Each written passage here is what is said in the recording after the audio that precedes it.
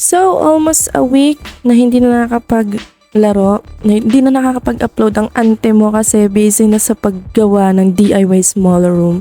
So, last month kasi nag-decide ako na magkaroon ako ng sariling room kasi kapag nandun ako sa kwarto namin is sobrang ingay, ang daming ingay sa background, mga manok, mga kambing, ang dami talaga, ang hirap i-edit. So, nag-decide ako na gawa ako ng sariling room, but low budget nga lang. Anyways, kung makikita nyo, ako naglagay muna talaga ako ng linoleum. Before kasi wala naman talaga linoleum yan. Talaga ang dami ko nilinis kasi kapag talaga naglagay ka ng linoleum, lahat talaga, iuusog mo talaga lilinisin mo yan.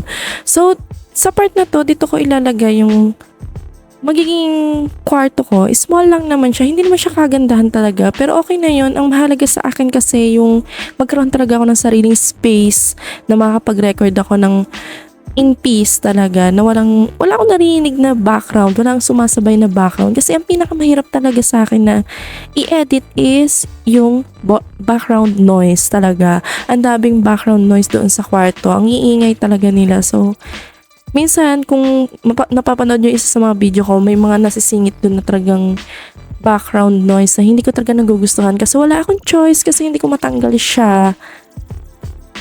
So anyways, ito na nga yung aking mga gagamitin. Actually, konti lang naman to pero medyo naging pricey siya.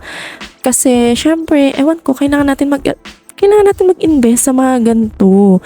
Pero sa ngayon kasi na bino-voice over ko to, tapos na talaga to. So, ito na yung complete package ng ginawa ko talaga and masaya talaga ako kasi talaga nakuha ko yung gusto ko. Yun nga lang, hindi naman kagandahan talaga. Pero hindi kailangan ng kagandahan na kwarto talaga. Ang gusto ko lang talaga yung talagang, alam mo yun, quality talaga yung voice sound natin. Ipapakita ko yung mga materials na binili ko at nagamit ko at kung paano ko sila ginamit kahit ang pangit ng ending. Pero ewan ko, napapangitan kasi ako. Pero okay na yun. So, ang una ko talagang naisip is paano ako magkakaroon ng pader. Usually naman kasi kung gagawa ka ng kwarto is, diba, divider, ganun-ganun. So, plywood talaga ang pinaka first choice ng iba siguro. Pero ako hindi kasi naisipan ko kasi na bibili ako ng wardrobe. Wardrobe? Para social pakinggan, diba? So, bibili ako ng wardrobe na ganito. Ito yung nasa screen nyo. So sabi ko, bibihin ko yung pinakamalaki, yung pinakamalapad talaga para maging isa siya sa mga magiging pader ko. Kasi ang point kasi diyan, pag nalagyan mo kasi ng damit yan, makakadagdag siya ng kulob, 'di ba? Kulob effect. So, yan yung pinaka naging pader ko. So, eto nga pala yung pinaka finished product niya talaga. So, nabili ko to sa Shopee na nasa 1K ata. Oo, 1K. Pero syempre may naka-Shopee VIP tayo guys. Para kasi, dami ko kasing bibilhin. So, worth it talaga magkaroon ng Shopee VIP doon. So, ito yung pinaka-finished product niya. Which is, yan ang talaga yung naging itsura niya pagkatapos. Ang ganda niya guys. Sobra. At tamang-tama to ha, kung kayo naghahanap kayo ng mga lagayan sa bitan ng mga damit nyo at wala pa kayong pambili ng mga cabinet kasi usually alam natin 'di ba, ang mga cabinet talaga, yung talagang kahoy or yung kahit plastic nga, 'di ba? Ang mahal talaga, umaabot din talaga ng 3, 4, 6,000 ata yung mga nakikita ko na quality talaga na cabinet. Pag wala kayong pera na ganun, ganito yung bilhin nyo, nasa 1,000 lang to or pag na-sale pa siya, nasa 1K below pa yung price nito, no? Na nabili ko na ganito. Ito yung parang tingin ko talaga matibay talaga siya kasi ginagamit ko naman na siya ngayon at madami ka talagang bagay na mailalagay talaga dito. Bumili ka na ng ganito kung nagharap ka ay, biglang biglang naging seller, Yan nga, bumili ka ng ganito kasi hindi, I mean, share lang, di ba? Hindi naman masamang mag-share. Kaya kung ikaw yung tipo ng tao na tamad ka talagang magtupit, bumili ka ng ganito, isabit mo na ng, at least kahit naman marami kang gastos sa hanger, 'di ba? At least hindi ka naman napagod, kaya bumili ka na nito, Oo, At kung talagang hindi ka pa nakukumpinsing bumili, ito yung pinaka-finished product niya. So, ito, ginawa ko siya ng gabi para kinaumagahan, may ibibideo ko talaga siya. Ganyan siya kaganda. At saka, nako, yung yung cover niya, ang kapal niyan. Ang kapal talaga niyan. Talagang pang ano din yan, parang alam mo yun, parang hindi madumihan yung damit mo. Ang ganda niyan, te. Lalo na nung nilagyan ko ng mga damit namin. Tapos ang dami-dami namin damit. Actually, lahat ng damit namin nakasampay talaga. Kaya tamang-tama lang yan. So, ito yung magiging pader ko, ha. So, ito, ante. Yung price niya sa Shopee, ha. Yung link nito, ilalagay ko na lang din talaga. Para makita nyo din. Makikita nyo din talaga yan. Syempre, commission ko din yan, no? At yung binili ko pala is yung mismong nasa picture na yan. Yan yung sukat ng binili ko. So, kung titingnan ko talaga, mala pa din talaga siya kung marami ka talagang damit or marami kayo, isang buong pamilya kayo at gusto talagang lahat ng damit yung nakasampay talaga, di ba? Ito, maganda to sa inyo. 205 cm na yung pinakalapad niya talaga. So, actually, ang height ko talaga is 5'5 lang ako. So, ang taas nito is medyo mataas lang ng konti sa akin. Ganon guys, ganon.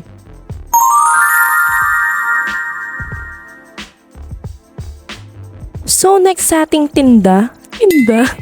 So, next sa ating product. Yung product na ginamit ko is ito. Ito ay trapal. So, ito yung ipang-cover ko sa taas. Since wala kasi kaming kisame dito sa kusina at gumawa nga lang ako ng DIY small room ko, di ba?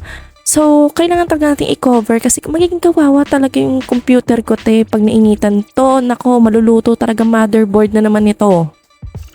So, ito yung tinatawag nila na parang sakulin ata yung tawag nila sa ganito kasi manipis lang to eh. So, tamang-tama lang to kasi yung pagdidikitan ko is hindi siya pwedeng parang ipako or magpako doon. So, ang mangyayari talaga niyan is either i-tamtax ko siya doon kung lulubog naman. Kung hindi naman, edi i-ano ko na lang, i-rarugby ko na lang.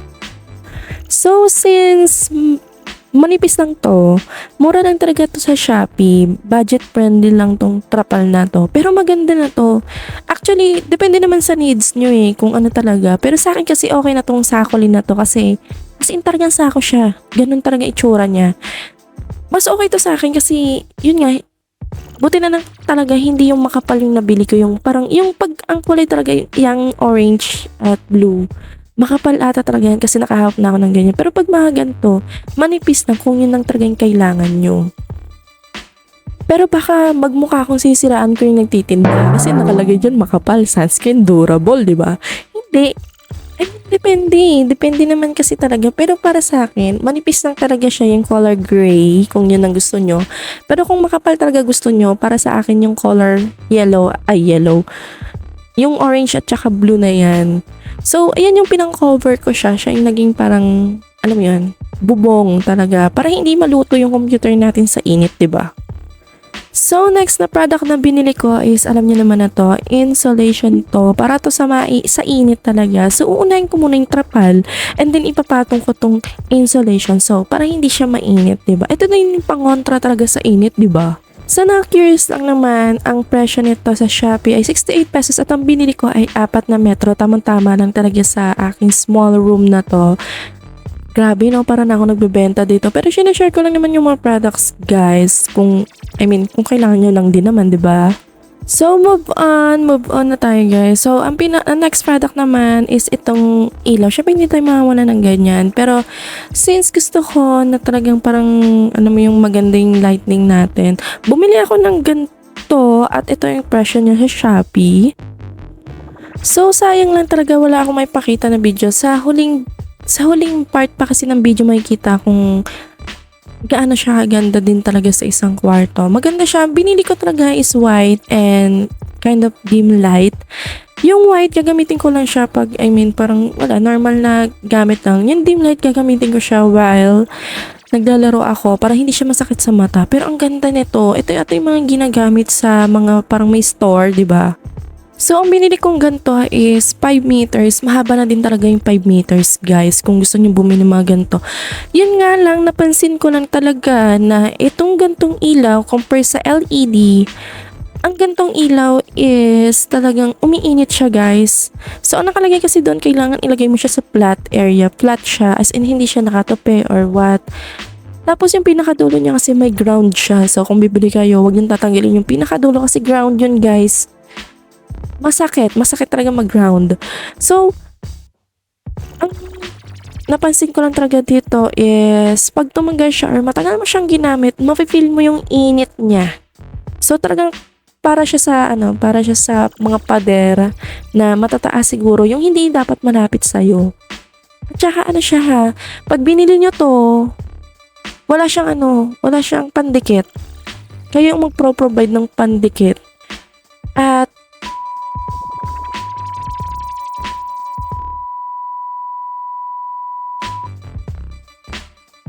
suggestion ko lang din naman guys na huwag kayong gumamit ng any tape, any rugby.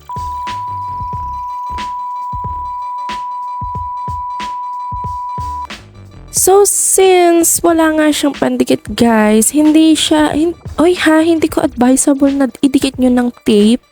Idikit nyo ng rugby to kasi nga sabi ko nga umiinit nga to talaga at the more na matagal mo tong ginagamit, the more na umiinit to. So mas maganda dito kapag like ano mo yung parang hindi ko kasi alam yung tawag doon, basta screw siya na may pwede mo siyang screw na may pangsabit. Ganon ang pwede mong gamitin dito. At least kahit uminit siya, hindi siya makakatunaw ng kahit ano, 'di ba? So, last product na binili ko is itong, actually, ang tawag kasi dito is parang thermal insulation soundproof.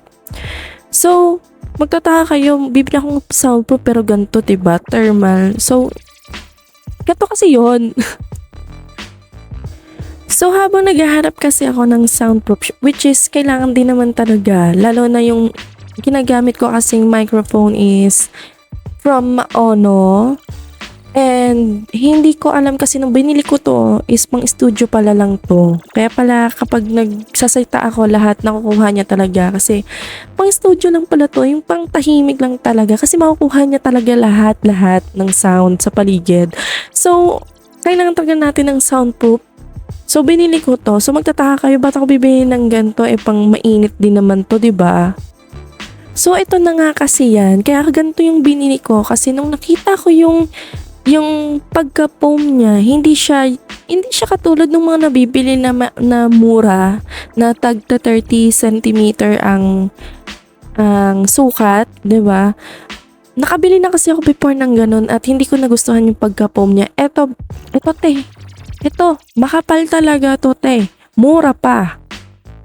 So, ito yung presyo niya sa Shopee. Thermal insulation nga siya, guys. Ang ganda nito kung sakali na yung kwarto nyo is gusto niya talagang hindi mainitan at the same time gusto nyong gawing soundproof. All-in-one na talaga to. Kaya bilhin mo na, di ba? Nagbenta na. So, yun na nga. Kasi, yan din kasi yung binili ko. Actually, siguro para sa inyo, nagsayang lang ako ng pera. Pero itong part, kung makikita nyo, yung part na para hindi mag-absorb ng init, 'di ba? Yun na nga, 'di ba? Tinanggal ko yan. Kasi ang pinaka gusto ko lang naman talaga sa kanya is yung foam niya. So, kailangan din talaga natin gumawa ng way, guys, para hindi tayo mamahalan ng bili.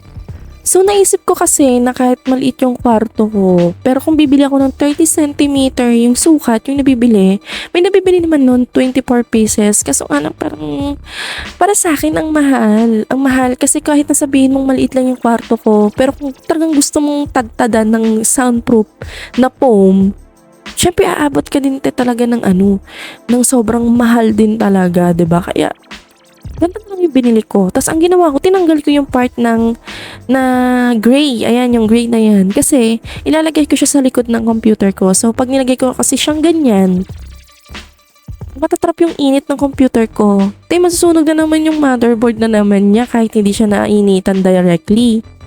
Pero kung sakali na mapanood yun to at may maisuggest talaga kayo, gusto ko man din sundin. Pero yun nga, tight ang budget natin. So, ito yung mga naisip kong way talaga. Kasi mahirap pa ako, guys.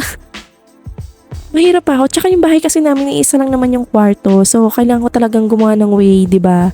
Para magkaroon tayo ng sariling place para doon makapag-record in peace. So, kung may better suggestion kayo, i-share nyo na din sa comment section natin. Para naman kung mapanood ng iba, 'di ba? Mas better yung magawa nila kaysa nagawa ko to. So, congrats din, nakarating ka sa pinakadulo ng video ko at nakita mo kung anong itsura niya ending. So, ito nung yung ginawa ko kasi. Kasi ito lang naman talaga yung magagawa ko. So, ito yung pinakaloob niya. Which is, 'di ba? Simple lang talaga siya, hindi naman siya kagandahan kasi nga mahirap pa ako, guys. Pag yumaman ako, guys, hindi ko na to kailangan, i-upgrade ko na to talaga. So ganyan yung itsura niya nung nalagyan ko siya ng damit, which is wala pa naman yung ibang mga gamit namin. So ganyan ko siya dinikit ng rugby lang naman at naging effective naman talaga siya. Kaya siya ganyan yung parang medyo lawlaw kasi nga gawa ng insulation, medyo may parang medyo na bigatan. So, yan yung naging setup ko. Ayan, pag binuksan ko yung white na ilaw, yan yung itsura niya, guys. Ang ganda niyan kung pwede ko lang idikit talaga. Kasi hindi eh. Wala akong pandikit. So, yung pinaka baba naman is yung dim light niya. Doon ko nilagay yung dim light niya.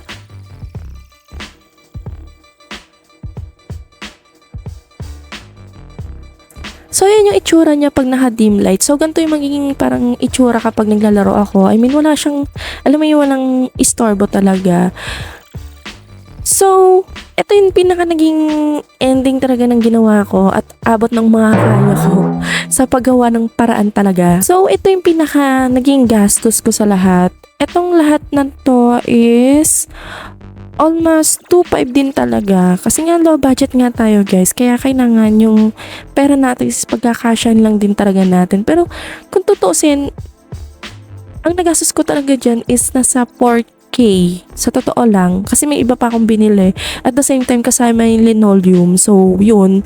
Mahal nung linoleum. Nasa 1,000 din talaga siya.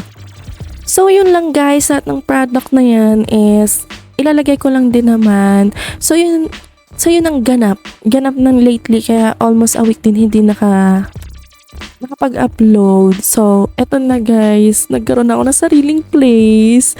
So, ang saya-saya ko. So, yun lang. Goodbye!